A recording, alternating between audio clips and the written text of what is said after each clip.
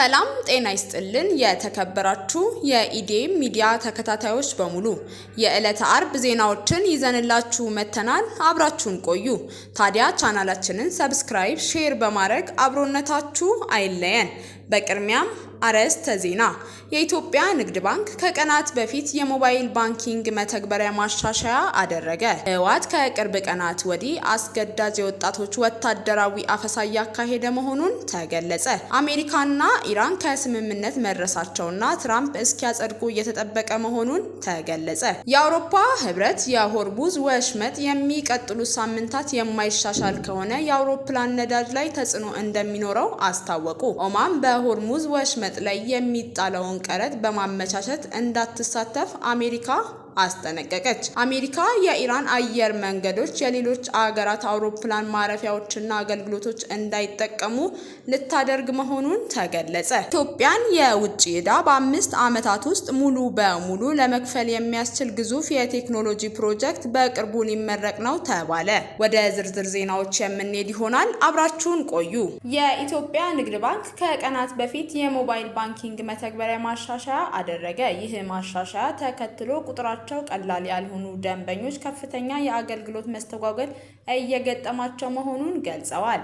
እንደ ደንበኞቹ ቅሬታ ከሆነ መተግበሪያው አፕዴት ከተደረገ በኋላ አንዳንዴ ሙሉ በሙሉ ስታክ የማድረግ ፓስፍረስ አስገቡ የማለት አንኤክስፔክትድ ኢረር የሚል የቴክኒክ ስህተት መልእክት የሚያሳይ የመዘግየትና ምንም አለማሳየት ችግር እየገጠማቸው መሆኑን ጠቁመዋል። ቃላቸውን የሰጡት የባንኩ ደንበኞች ችግሩን ለመፍታት በአካል ወደ ባንክ ቅርንጫፍ ቢያመሩም ከቅርንጫፉ የተሰጣቸው ምላሽ ችግሩን ከአቅማቸው በላይ መሆኑን እንደነገሯቸውም ገልጸዋል።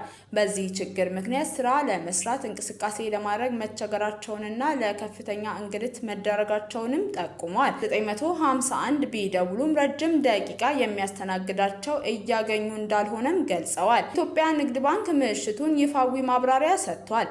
አዲስ መተግበሪያ በማስተዋወቅ ምክንያት በተወሰኑ ደንበኞች ላይ አገልግሎት መስተጓጎል መቅጠሙን አምኖ ይቅርታ የጠየቁ ሲሆን ችግሩን በፍጥነት ለመፍታት ርብርብ እያደረጉ መሆኑንና ደንበኞች ወደ 951 የጥሪ ማዕከል ወይም በተዘጋጀው የዋትስአፕ ማህበራዊ ገጽ በኩል ድጋፍ ማግኘት እንደሚችሉም አስታውቀዋል።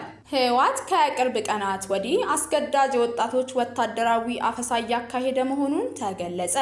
ህወሓት ከቅርብ ቀናት ወዲህ አስገዳጅ የወጣቶች ወታደራዊ አፈሳ እያካሄደ መሆኑን ይህም ህዝቡን በጭንቀት ውስጥ እየከተተ መሆኑን በአስቸኳይ እንዲያቆም ሳልሳይ ወያነ ትግራይ ፓርቲ ጥሪ አቀረበ። ፓርቲው ህወሓት እያካሄደ ነው ያለውን አስገዳጅ አፈሳ ለማስቆም ፖለቲካዊና ዲፕሎማሲያዊ ስራዎችን እንደሚሰራም አስታውቋል። ሌላው ፓርቲው የኢትዮጵያ መንግስት ተፈናቃዮችን ወደ ቀድሞ ቀያቸው እንዲመልስ ጠይቆ በትግራይ ላይ ደሞዝና የመሰረታዊ ሸቀጦች መካከል ተገቢነት የሌለው ተግባር መሆኑን በጽኑ እንደሚቃወሙ ገልጸዋል። ህወሓት በቅርቡ መልሻለሁ ላለው ምክር ቤትና መንግስት እውቅና እንደማይሰጠውና ምክር ቤቱ የሚያስተላልፋቸው ውሳኔዎች ምንም ተቀባይነት የሌላቸው መሆኑን ሳልሳይ ወያነ ፓርቲ አስታውቋል።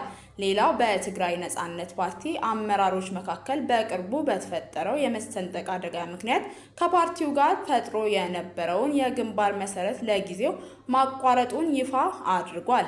በትግራይ ውስጥ ሌላ ዙር ጦርነት እንዳይከፈት በተጋሩ መካከል ውይይትና እርቅ እንዲደረግ ጥሪ አቅርበዋል። አሜሪካና ኢራን ከስምምነት መድረሳቸውና ትራምፕ እስኪያጸድቁ እየተጠበቀ መሆኑን ተገለጸ። አሜሪካና ኢራን የተኩስ አቁሙን በ60 ቀናት ለማራዘምና በኒውክሌር ፕሮግራም ላይ ለመደራደር መስማማታቸው ተዘገበ። አሜሪካና ኢራን የተኩስ አቁሙን በ60 ቀናት ለማራዘምና በኒውክሌር ፕሮግራም ላይ ለመደራደር መስማማታቸው ተዘገበ።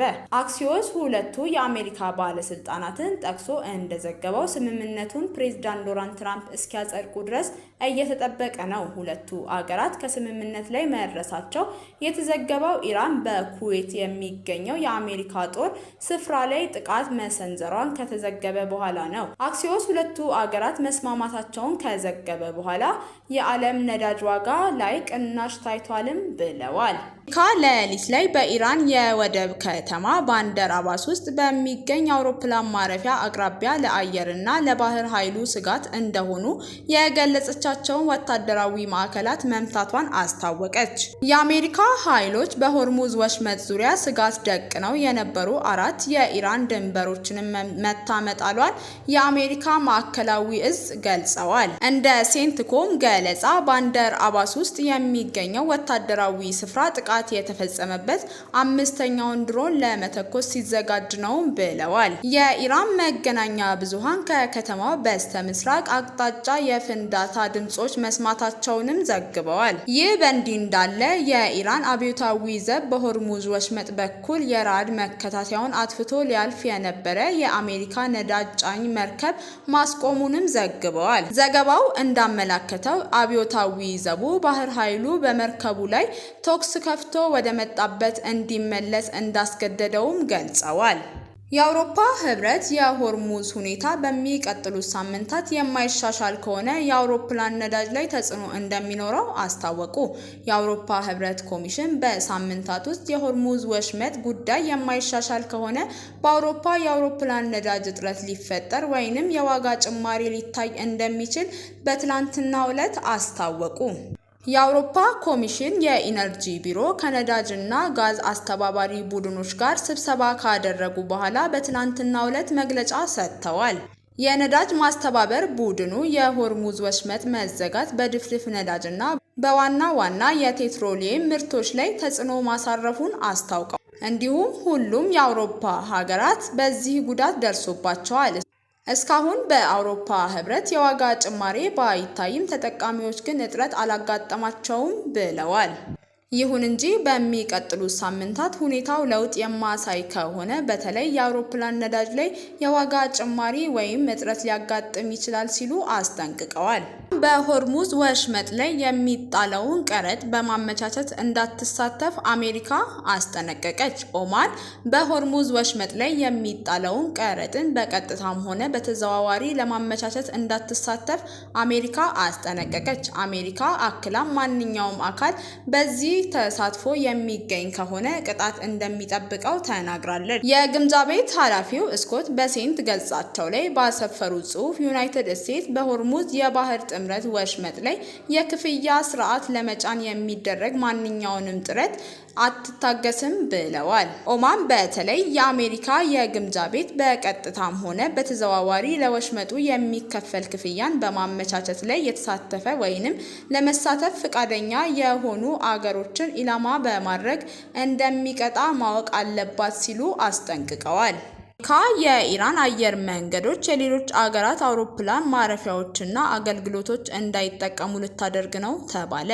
አሜሪካ የኢራን አየር መንገዶች የሌሎች አገራት አውሮፕላን ማረፊያ አገልግሎቶችን እንዳይጠቀሙ፣ ነዳጅ እንዳይሞሉና የትኬት ሽያጮችን ልትገድብ መሆኑን ለግምጃ ቤት ኃላፊው አሳወቁ።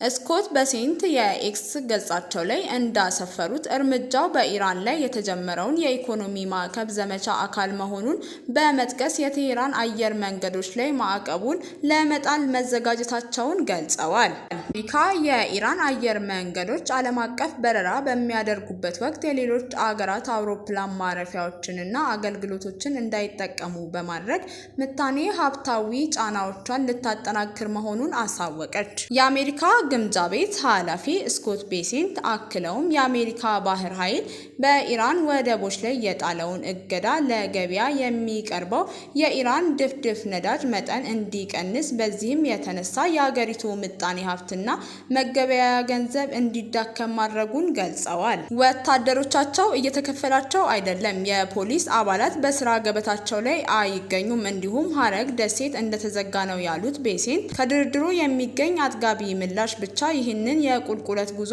ያስቆመዋል ሲሉ አስጠንቅቀዋል። ኢትዮጵያን የውጭ ዕዳ በ5 ዓመታት ውስጥ ሙሉ በሙሉ ለመክፈል የሚያስችል ግዙፍ የቴክኖሎጂ ፕሮጀክት በቅርቡ ሊመረቅ ነው ተባለ። 888 ሶፍትዌር ሲስተም LLC የኢትዮጵያ ሁለንተናዊ የኢኮኖሚና የማህበራዊ ገጽታ ሙሉ በሙሉ የሚቀይር ሀገሪቱ ያለባትን ጠቅላላ የውጭ ዕዳ በ5 ዓመታት ውስጥ ብቻ በራስ አቅም መክፈል የሚያስችላት ግዙፍ ፕሮጀክት በቅርቡ ሊያስመርቅ መሆኑን በይፋ አሳወቀ። ይህም በዘርፉ የላቀ ልምድ ባላቸው የሶፍትዌር ባለሙያዎች ለ4 ተከታታይ ዓመታት በጥናትና በምርምር ሲሰራበት የቆየ ፕሮጀክት በአሁኑ ወቅት 100% የተጠናቀቀ ሲሆን ወደ ተግባር ለመግባት የመንግስት የመጨረሻ ግምገማና እውቅና ብቻ መጠባበቅ ላይ እንዳሉም አሳውቀዋል። ድርጅቱ በሰጠው ጋዜጣዊ መግለጫ ፕሮጀክቱ ያሳካቸዋል ያላቸውን 8 ዋና ዋና አገራዊ ዓላማዎች እንደሚከተለው ይፋ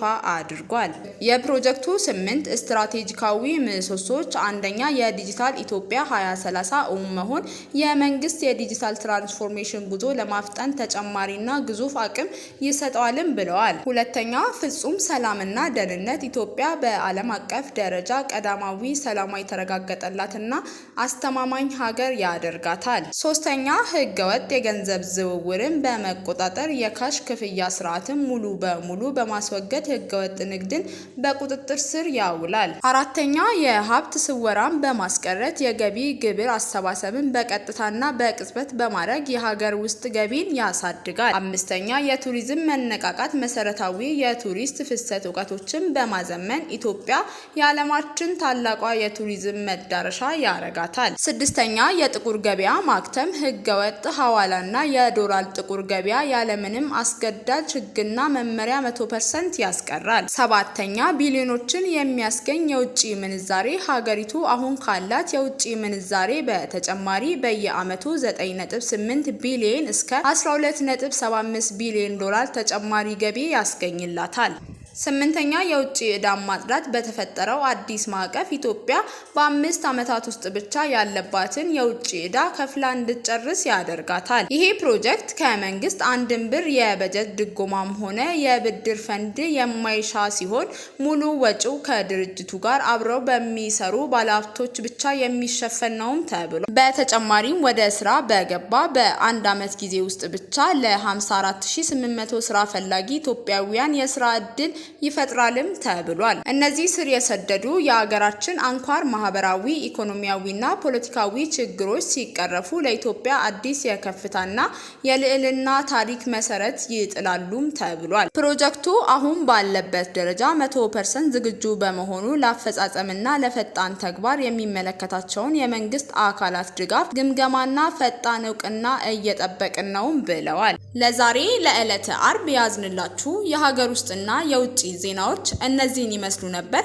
በሌሎች የሀገር ውስጥና የውጭ ዜናዎች ተመልሰን እስከምንገናኝ ሰናይ ቆይታ